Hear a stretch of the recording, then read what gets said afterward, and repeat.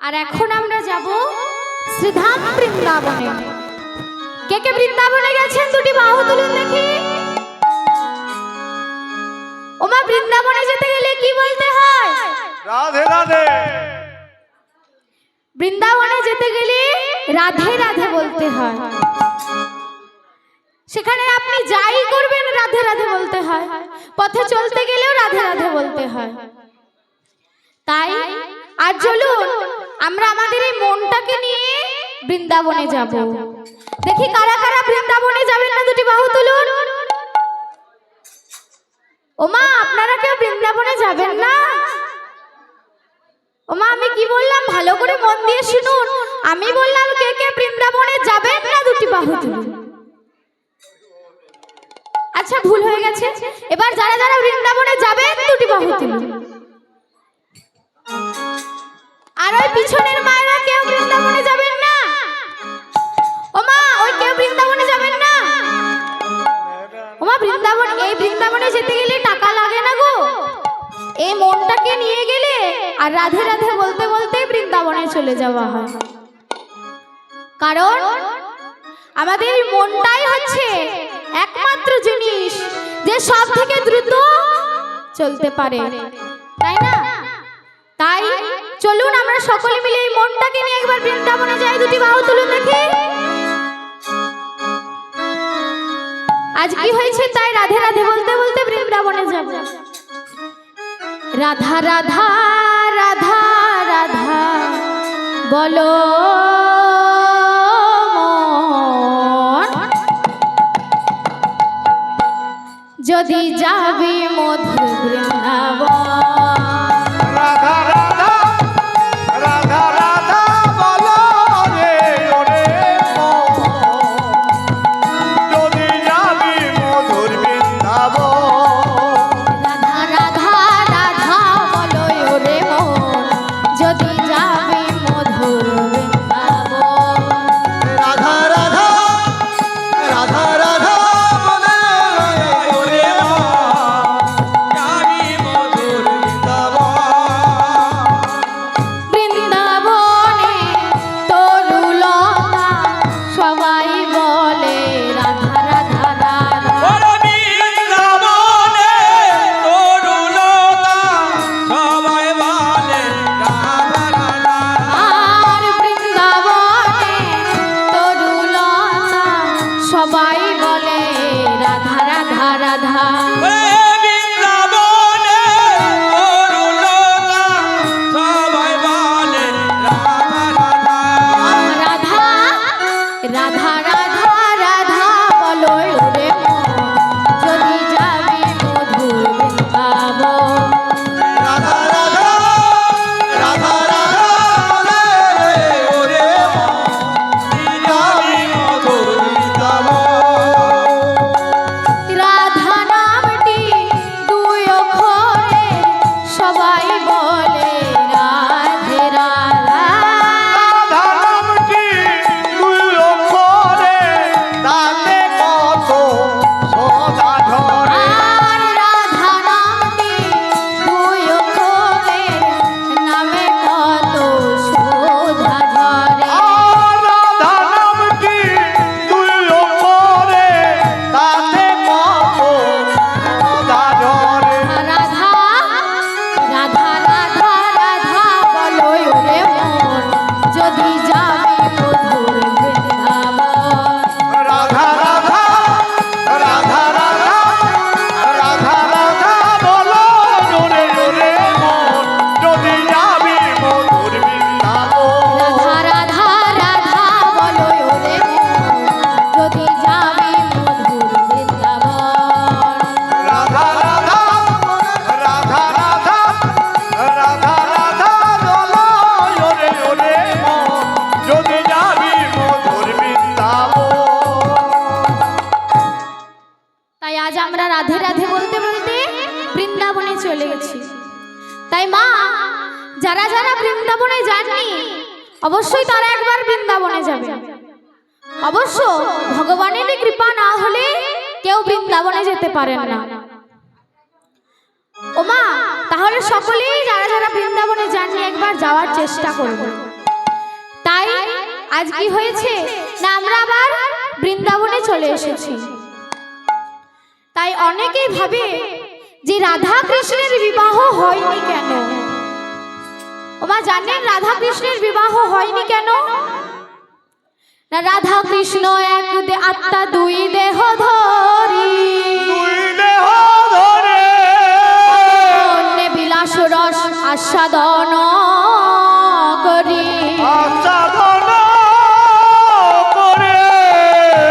এই দুই বে আত্মা জন্ম নিলেন আজি,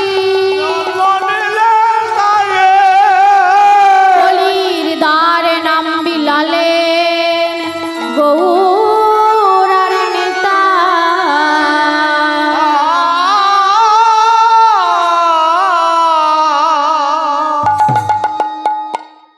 না রাধা কৃষ্ণ এক আত্মা দুই দেহ ধরি, অনন্য বিলাস রস আস্বাদন করি। রাধা কৃষ্ণের একটাই আত্মা, শুধু দুটো দেহ ধরে আছে না।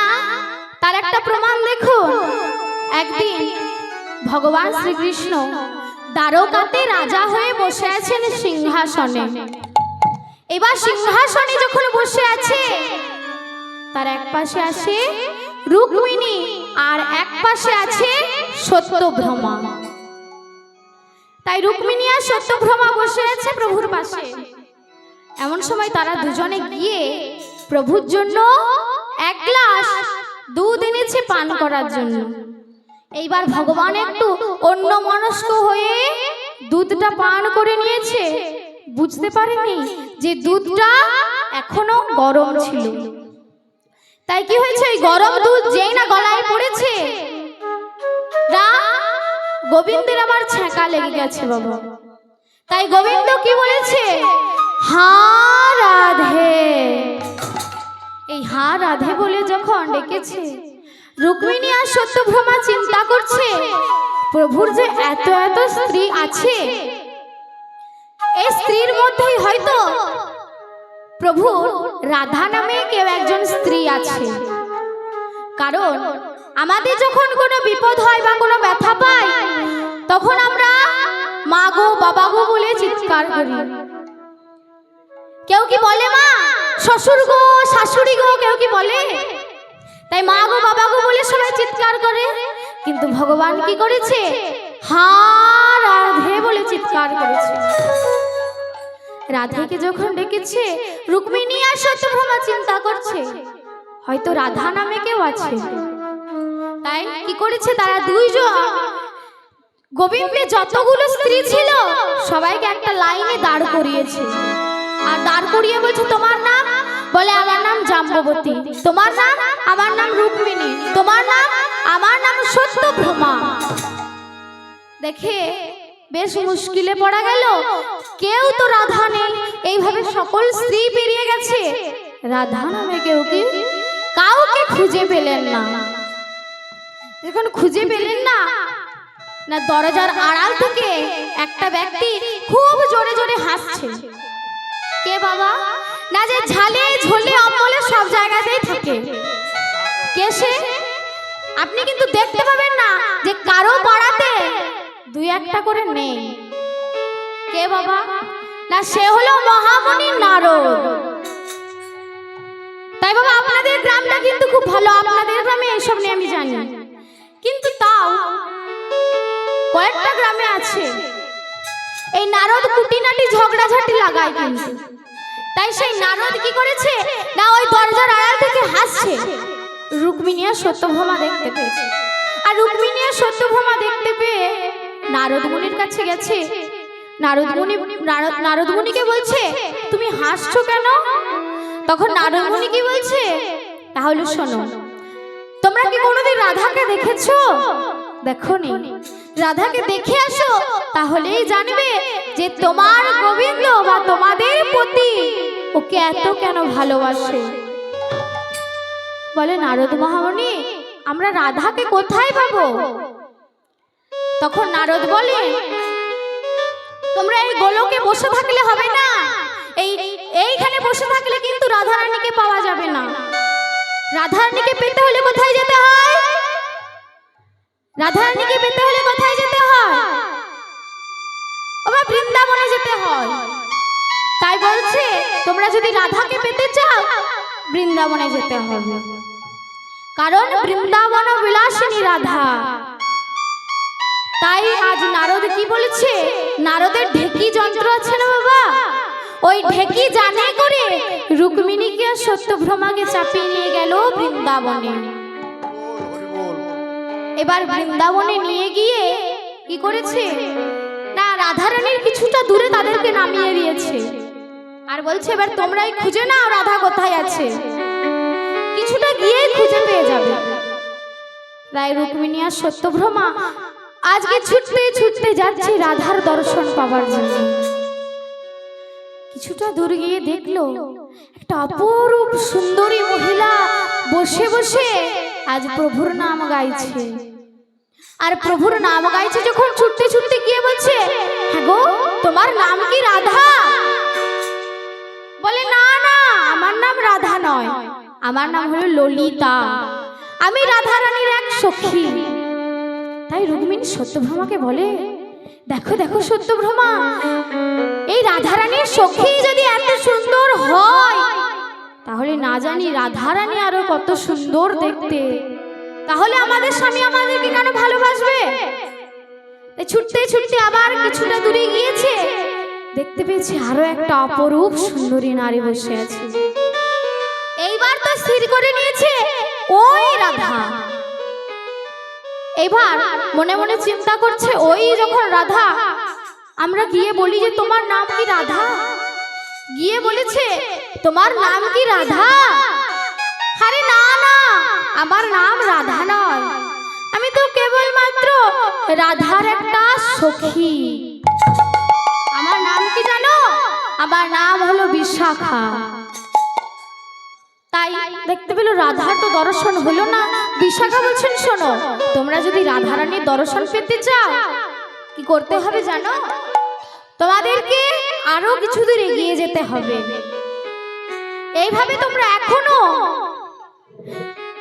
এখনো তোমরা 6টা রমণীকে দেখতে পাবে, আর তারাই হলো আমার রাধারানীর সখী। আমরা 2 জন হলাম, আরো 6 জন, আমরা অষ্টসখী। তাই এবার 6 জনকে দেখে তারা মুগ্ধ হয়ে গেছে আর ভাবছে রাধারানী আরো সুন্দরী। তাই এবার 6 জনকে পার করে যখন রাধারানীর কাছে এসেছে, ওরা ভাবছে এটাই হয়তো তাহলে রাধারানী। তাই কি করেছে, রাধারানীর কাছে যায়নি বাবা, তারা একটা গাছের আড়াল থেকে লুকিয়ে লুকিয়ে দেখছে রাধা কি করছে। আর রাধারানী কি করছে, রাধারানী যমুনার তীরে বসে বসে আজ কৃষ্ণকে ডাকছে, হে বধূ তুমি আমাদেরকে ছেড়ে চলে গেলে তো বধূ, ওই দ্বারকার রাজা হতে, দ্বারকার মহারাজা হতে চলে গেলে। ও বুঝেছি, আমরা তোমাকে সিংহাসন দিতে পারিনি তো, তাই তুমি আমাদেরকে ছেড়ে চলে গেছো, তাই না? শোনো প্রভু, আমরা ওই সিংহাসন না দিতে পারলে আমাদের এই হৃদয় সিংহাসনে যে তোমাকেই বসিয়েছিলাম প্রভু, আর আজ তুমি আমাদেরকে ছেড়ে চলে গেলে তো। তাই তুমি যখন আমাকে ছেড়ে গেলে আমিও আর তোমাকে দর্শন করব না। তুমি যদি আমাকে না একবার ডাকো, একবার তোমার কাছে টেনে নাও, আমিও কিন্তু আর দর্শন করব না। তাই রাধারানী কি বলছে, ভুল করে যদি আসি শরণে শরণে, ভুল করে যদি আসি শরণে শরণে, ভুল করে যদি আসি শরণে শরণে, ভুল করে যদি আসি শরণে শরণে,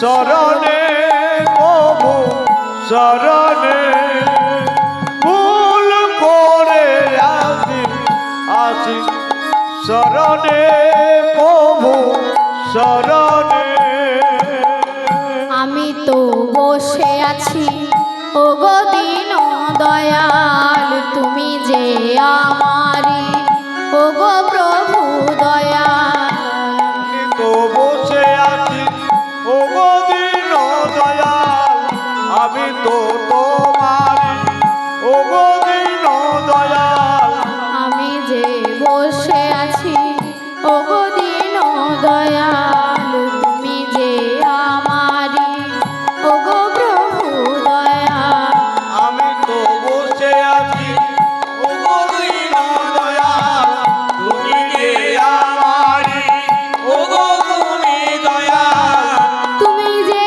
দিনের নাথ হে তুমি যে দিনের বান্দিকে তুমি যে দিনের নাথ হে তুমি যে দিনের বান্দিকে হ্যাঁ দিনের নাথ হে ভুল করে যদি আসি শরণে শরণে ভুল করে যদি আসি শরণে শরণে তাই এভাবে রুক্মিণী আর সত্যভামা রাধারানীকে দেখে মনে মনে চিন্তা করছে এ আমাদের বধূকে এত ভালোবাসে এই হয়তো রাধা। তাই যেই জিজ্ঞাসা করতে যাবে যে তুমি কি রাধা, রাধারানী এসে বলে এসো রুক্মিণী, দূরে কেন, কাছে এসো। এ কি, তোমার সাথে তো আমাদের আগে কোনোদিন দর্শন হয়নি, তাহলে তুমি আমাদেরকে কিভাবে চিনলে? সে কি গো, আমি তো সবই জানি। আচ্ছা তাহলে শোনো, তুমি যে রুক্মিণী আর তুমি যে সত্যভামা আমার দেখা পাওয়ার জন্য এসেছো আমি জানি, তবে শোনো, তুমি যে আমার বধূকে অর্থাৎ তোমার স্বামীকে যে গরম দুধটা পান করতে দিয়েছিলে, একটু দেখে পান করাতে দিলে না? সেই গরম দুধ খেয়ে আমার গোবিন্দের ছ্যাঁকা লেগে গেল, আর গোবিন্দ হা রাধে বলে চিৎকার করে উঠলো। তখন আমার গোবিন্দের কতই না কষ্ট হয়েছিল। সে কি গো, তুমি কি করে জানলে যে তোমার গোবিন্দকে অর্থাৎ আমাদের স্বামীকে আমরা গরম দুধ পান করতে দিয়েছিলাম? তাহলে শোনো, আমার গোবিন্দ যখন ওই গরম দুধ পান করলো, তখন আমার গোবিন্দ বলে উঠলো হা রাধে। আর সেই ডাকটা যখনই দিল, তখনই কি হলো না, তখনই আমার গোবিন্দের যত কষ্ট যন্ত্রণা, যত ফসকা হতে গেল, সেই নামটা নেওয়া মাত্রই সব কষ্ট যন্ত্রণা ফসকা আমার শরীরে চলে এলো। এই বলে রাধারানী তার জিভটাকে বার করে দিল, আর রুক্মিণী দেখে রাধারানীর জিভে কত বড় বড় ফসকা হয়েছে, 3-4টে বড় বড় ফসকা হয়েছে।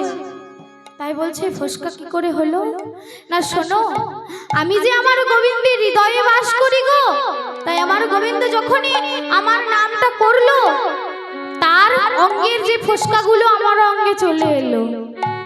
রুক্মিণীর আর সত্যভামা চিনতে বাকি রইল না যে গোবিন্দ আর রাধারানী একটাই অঙ্গ। তাই বাবা, আপনারা যদি বলেন যে রাধা আর গোবিন্দের বিবাহ হয়নি কেন, তারা যদি প্রেম করেছিল বিবাহ কেন হয়নি, তাহলে শুনুন, আপনি যদি একটা ব্যক্তিকে দাঁড় করিয়ে বলে যে তুমি নিজের সাথে বিবাহ করো, তাহলে কি কোনোদিন সম্ভব?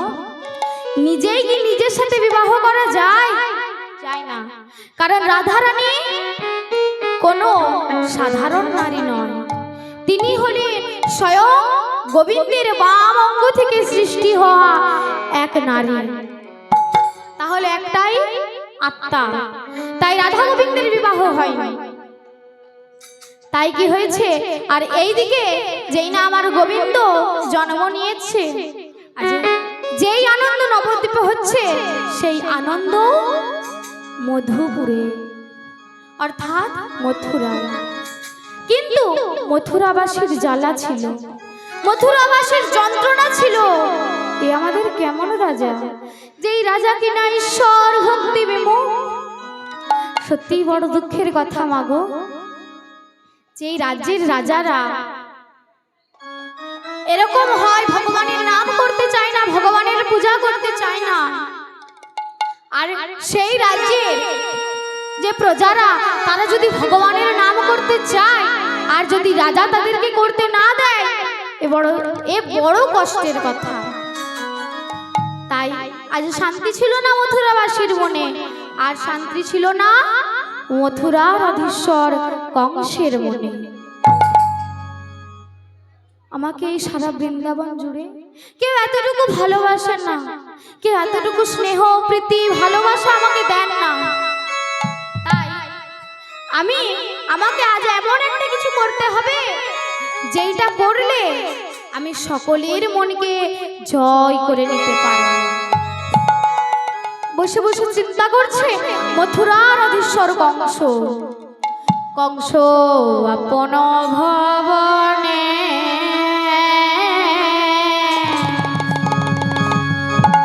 রত্ন সিংহাসনে বসে বসে চিন্তা করে। আপন ভবনে রত্ন সিংহাসনে বসে বসে চিন্তা করে।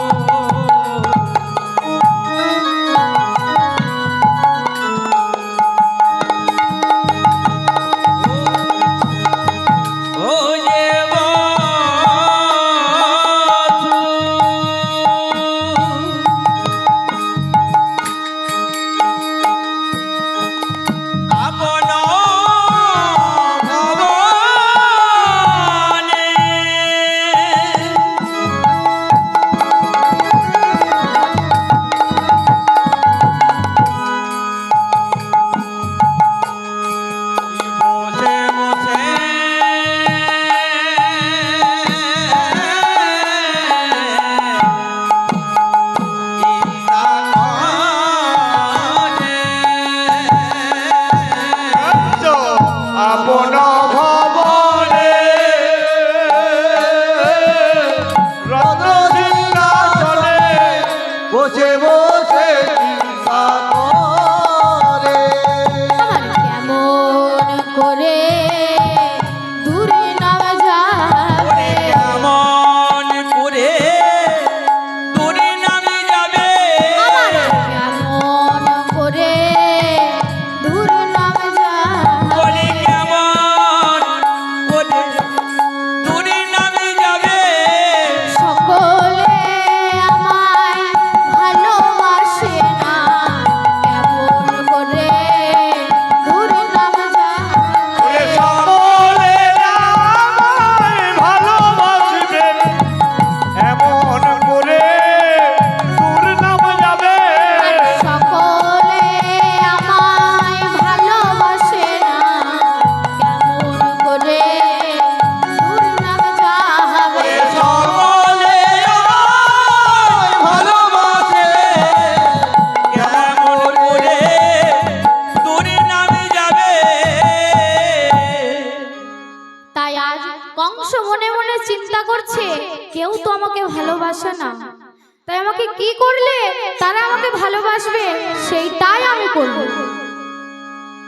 তাই কংস মনে মনে চিন্তা করছে, আর চিন্তা করতে করতে উপায়ও পেয়ে গেল।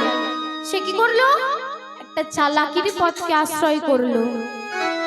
সে নিজ ভগিনী অর্থাৎ দেবকীর সাথে এক ব্রাহ্মণে বিবাহ দিলেন। সে রক্ষী প্রহরীদেরকে বলল যে এই বৃন্দাবনের মাঝে পরম বৈষ্ণব কে আছে তাকে ডেকে নিয়ে এসো। সঙ্গে সঙ্গে পেয়ে গেলেন পরম বৈষ্ণব নামাচার্য বসুদেবকে। বসুদেবকে পেয়ে আজ একটা চালাকির পথকে আশ্রয় করলেন। সে তার নিজ ভগিনী দেবকীর সাথে সেই বসুদেবের বিবাহ দিয়ে দিলেন। কিন্তু আজ কি করলেন? বিবাহ দিয়ে এতেও ক্ষান্ত হলেন না। সে এমন বিবাহ দিলেন যে এই বিবাহের সাথে সাথে একটা কন্যাকুমারী দান করার সাথে সাথে হাজার হাজার সহস্র কন্যাকুমারী দান করলেন। অর্থাৎ কি না, তার ভগিনীকে বিবাহ দেওয়ার পর তার ভগিনীর দাসী কে হবে সেই নিয়ে চিন্তা করতে করতে তার ভগিনীর দাসী রূপে হাজার হাজার রমণীকে পাঠিয়ে দিলেন। আর কি করলেন? একটি সপ্ত ঘোড়ার রথ তৈরি করলেন, দান করলেন কত যৌতুক, কত অটুট ভক্তি। এতেও ক্ষান্ত হলেন না। একটা সপ্ত ঘোড়ার রথ তৈরি করিয়ে তার মধ্যে দেবকী বসুদেবকে চাপিয়ে নিজেই হলেন রথের সারথি। এবার রথের সারথি হয়ে আজ চলে যাচ্ছে নগরী নগরী পরিচালনা করছে। আর যেই দেখছে সেই বলছে জয় মথুরাধিপতি কংসের জয়, কংসের জয়, জয় মথুরাধিপতি কংসের জয়, কংসের জয়, জয় মথুরাধিপতি কংসের জয়। এবার যেই না কংসের জয়গান গাইছে, কিন্তু একটা কথা মনে রাখবেন বাবা, চালাকির দ্বারা কোনো মহৎ কার্য সিদ্ধ হয় না।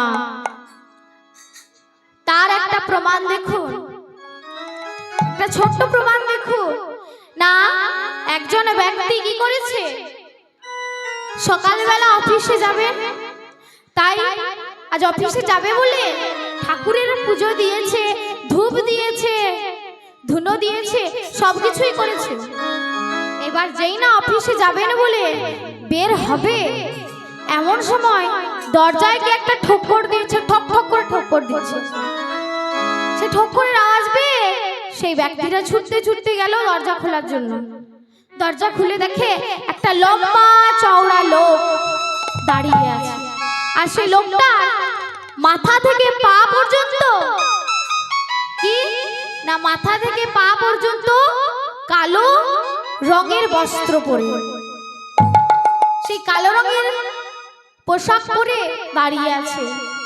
আর বলছে তা তুমি কে? না আমি হলাম যমরাজার দুধ, যমদূত। তা বলে তুমি কি জন্য এসেছো? আরে তুমি জানো না তোমার আর আধা ঘন্টার মধ্যেই মৃত্যু হবে, তাই আমি তো তোমাকে আনতে এসেছি। আর আমাকে যমরাজ বললে যে তোমাকে আধ ঘন্টা আগে গিয়ে তোমার সেবা শুশ্রূষা করে তারপর তোমাকে নিয়ে যেতে, তাই তো আমি আধ ঘন্টা আগে এসে গেছি। তাই তখন সেই ব্যক্তিটি বলল আচ্ছা আমার নাম কি? তখন সেই ব্যক্তিটির নাম বলল উমুক পাল।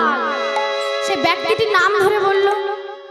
সেই ভদ্রলোকটি এবার চিন্তা করছে, সত্যিই তো এটা তো আমারই নাম, তবে আমার না আছে ব্লাড ক্যান্সার আর না আছে সুগার, তাহলে মৃত্যু কিভাবে হবে? যমরাজকে বলছে আচ্ছা আমার মৃত্যু কিভাবে হবে? তোমার মৃত্যু কিভাবে হবে জানো? তুমি এই অফিসে যাওয়ার জন্য গাড়িতে স্টার্ট করবে, গাড়িটা কিক দিবে, এমন সময় তোমার স্ট্রোক হবে, তুমি মারা যাবে। তাই যখন বলেছে তোমার স্ট্রোক হবে, তুমি মারা যাবে, বলছে আমি যখন মারাই যাব তখন বাইরে কেন হই, ঘরেই মারা যায়। তাই সেই ব্যক্তিটি কি করেছে? যমরাজকে ঘরের মধ্যে এনেছে। ঘরের মধ্যে এনে বলছে আপনি লম্বা লম্বা শুয়ে দিন তো। বলছে কেন আমি লম্বা লম্বা কেন শোবো? আপনি যখন এসেছে একটু আপনার পা গুলো আমি টিপে দিই। তাই লম্বা লম্বা শুয়ে পড়েছে। আর সেই ব্যক্তিটি কি করেছে? যমরাজের পদসেবা করছে। আর এমন পদসেবা করেছে যে পদসেবা করতে করতে আর যমদূতটি ঘুমিয়ে পড়েছে। যেই না ঘুমিয়ে পড়েছে, এইবার সে ব্যক্তিটি মনে মনে চিন্তা করছে আমি এবার সুযোগ পেয়েছি। কি সুযোগ? না দেখি তো ওর ফাইলে কেমন আমার নামটা আগে লেখা আছে? কারণ আমাকে তো যমদূত বলেছিল যে এই ফাইলে তোমার সবথেকে প্রথমে নামটা আছে, আর এই ফাইলে যতজনের নাম আছে তারা 1 বছরের মধ্যে মারা যাবে। দেখি আমার নামটা কেমন প্রথমে আছে। নামটা দেখে আর বলে সত্যিই তো আমার নামটা প্রথমে আছে। তাহলে এক কাজ করব, একটা চালাকির পথকে আশ্রয় করলে, কিন্তু একটা কথা মনে রাখবেন, চালাকির দ্বারা কোনো মহৎ কার্য সিদ্ধ হয় না। তাই সে ব্যক্তিটি কি করেছে, ওই যে মা দোকানে ওই যে পেনের কালি মোছা একটা পেন পাওয়া যায় না সাদা রঙের, সে পেনটা কিনে এনেছে, আর কিনে এনে তার নামটাতে ঘষে দিয়েছে। আর সব থেকে শেষে যার নামটা ছিল তার নামটাতেও ঘষে দিয়েছে। তার শেষের নামটা কেন ঘষলে? না, তার নামটা করেছে শেষে আর শেষের নামটা করেছে প্রথমে। কারণ মারাই যখন যাবো 1 বছর বেঁচে যায়, কারণ সর্বশেষে নামটা তো যে 1 বছর পর মারা যাবে তার নাম, তাহলে আমি 1 বছর পর মারা যাব। আর যে 1 বছর পর মারা যেত তার, সে আজকে মারা যাবে। তাই কি করেছে, বলছে বেটা এবার তুই উঠ, দেখ আমি কি করেছি। তাই এবার যমরাজ যখনই উঠেছে, বাবা যমরাজ উঠে বলছে চলো আমার সাথে। বলছে কেন? আমি তোমার নামটা তো ফাইলে সর্বপ্রথম আছে, তুমি খুলে দেখো না কার নামটা সর্বপ্রথম আছে। বলে শোনো, যার নাম আছে আছে, আর যমরাজ যা করেছে। আমি একটা নতুন তোমার জন্য আইন দিচ্ছি। কি না, তুমি যে আমাকে এত সুন্দর পদসেবা করে দিলে, আমি তোমাকে একটা আশীর্বাদ দিচ্ছি, তোমার আজ মৃত্যু হবে না। তোমার 1 বছর, অর্থাৎ এই ফাইলে শেষে যার নামটা আছে না, ওর আজকে মৃত্যু হবে, আর প্রথমে যার নাম অর্থাৎ তোমার নামটা আছে, তোমার 1 বছর পর। কিন্তু সেই ব্যক্তি কি করেছে, সে তো তার নামটা শেষে লিখে দিয়েছে বাবা। তাহলে শেষে যার নামটা লেখা আছে তার আজকে মৃত্যু হবে, যমদূত বলেছে। তার মানে সেই ব্যক্তিরই আজকে আবার মৃত্যু হবে। তাই বাবা ও চালাকি করে ওর নামটা শেষে করে দিয়েছে, কিন্তু ভগবান যেদিন ডাকবে সেদিন তো আমাদেরকে যেতেই হবে। যদি চালাকির পথকেও আশ্রয় করি, সেই চালাকির দ্বারাও কিছুই হবে না। ভগবান ডাকলে আমাদেরকে যেতেই হবে। তাই আজ কি করেছে না, ফাইল খুলে দেখেছে ওই ব্যক্তির নামটাই আবার শেষে আছে, ওই ব্যক্তিকে নিয়ে চলে গেছে। তাই বাবা কংস যেই চালাকির পথকে আশ্রয় করেছিলেন, সেই চালাকির দ্বারা কিছুই হলো না। কারণ তার এই প্রমাণটা শুনে কি বুঝলেন, চালাকির দ্বারা মহৎ কার্য হয় না। তাই কংসরও মহৎ কার্যটা সিদ্ধ হলো না। কংস কি করেছে না, এমন সময় কংসর খুব জোরে জল পিপাসা পেয়েছে, ছুটতে গেল সরোবরে জল পান করার জন্য। সরোবরে গিয়ে যেই না জল পান করতে যাবে, দৈববাণী হলো কংস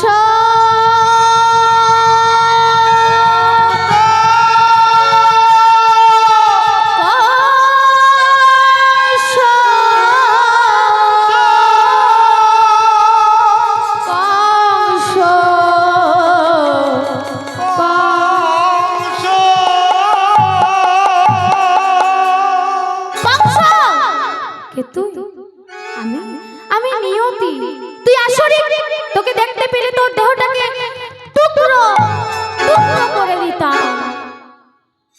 তাই আজ নিয়তি বলছেন, শোনো কংস, আমি নিয়তি, আমি তোমার মঙ্গল চাই, আমি তোমার ভালো চাই।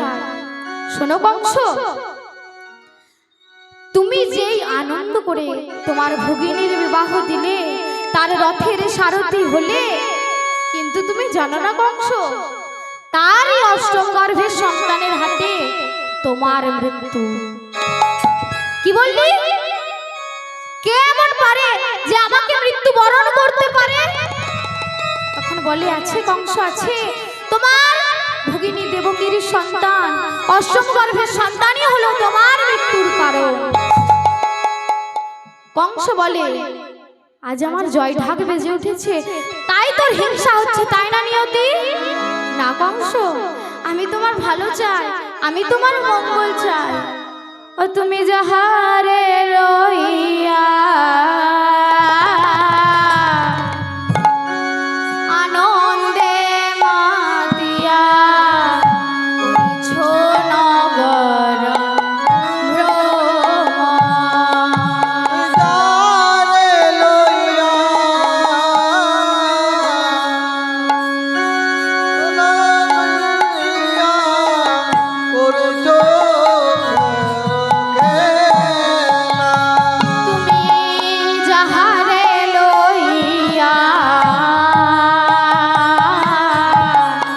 আনন্দে মাতিয়া করিছো নগর ভ্রমণ। তুমি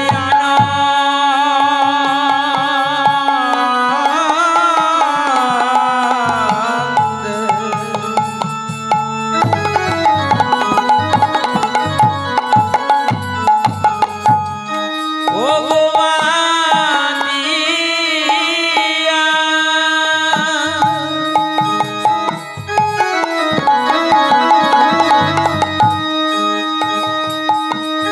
তুমি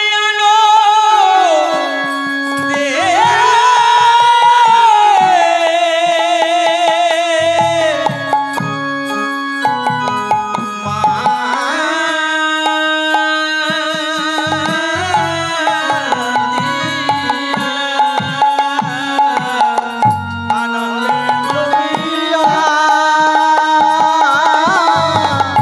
আনন্দে মাতিয়া চলেলো খেলা।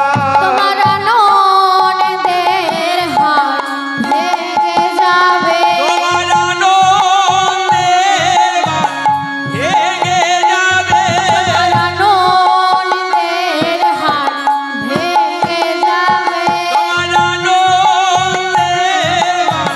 ভেঙে যাবে বংশের ধন করে দেবে আনন্দের হাত ভেঙে যাবে বংশের ধন করে দেবে আনন্দের ভেঙে যাবে বংশের ধন করে দেবে আনন্দের হাত ভেঙে যাবে ওরে বংশের ধন করে দেবে আনন্দের ভান ভেঙে যাবে।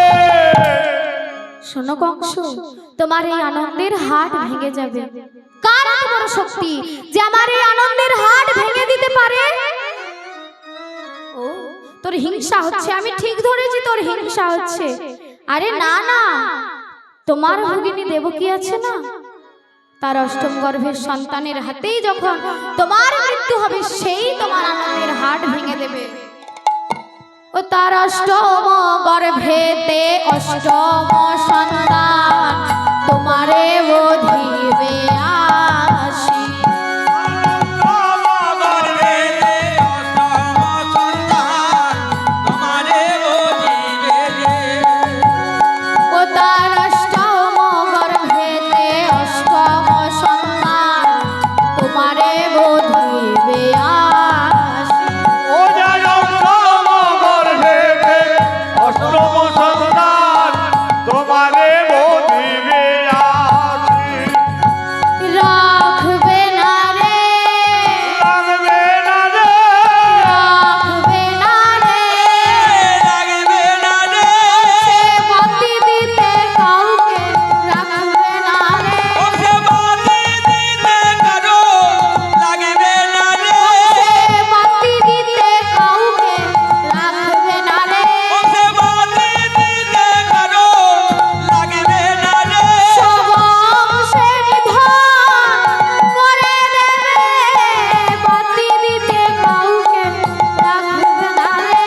বংশে নিদান করে দেবে বাতি দিতে কাউকে রাখবে না রে। তাই বলছে, শোনো, তোমার বংশে বাতি দিতে আর সেই পুত্র কাউকে রাখবে না, সকলকেই সে নিধন করবে। এই বলে নিয়তি বলছেন, শোনো কংস, নিয়তি কে ন বর্ধতে, অর্থাৎ নিয়তি মিথ্যা বলে না কংস, নিয়তি যা বলে সব সত্য। এতদিন তো তোমার মৃত্যু ছিল না, তুমি নিজেই তোমার মৃত্যুর কারণকে এখানে ডেকে এনেছো তোমার ভগিনীর বিবাহ দিয়ে। এই বলে আজ নিয়তি অন্তর ধ্যান হলেন। নিয়তি যেই না অন্তর ধ্যান হলেন, কংস কি করেছে, ছুটতে ছুটতে গেল দেবকীর কাছে। দেবকী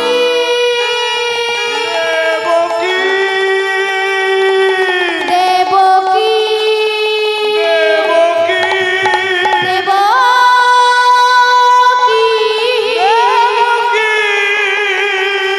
দেবকী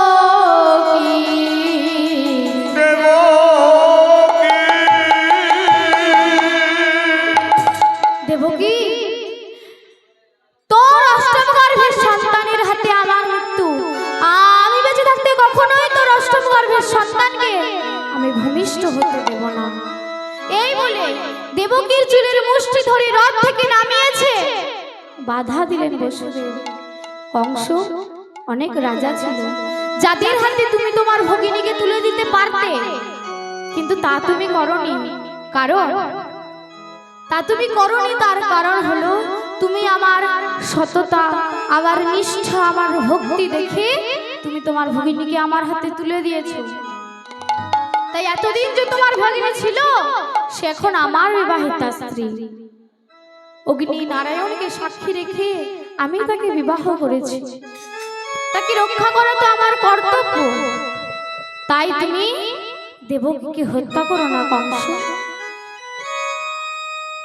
দেবকীর অষ্টম গর্ভের সন্তানের হাতে যখন তোমার মৃত্যু, আমি তোমাকে কথা দিচ্ছি, দেবকীর অষ্টম গর্ভের সন্তানকে আমি তোমার হাতে তুলে দেব। তাই আজ কংস এই কথা শুনে আনন্দ হলো। আর বসুদেব বলছেন, শোনো কংস, নারী হত্যা মহাপাপ, তা কি তুমি জানো না? তাহলে নতুন করে আর পাপ কেন বাড়াচ্ছ?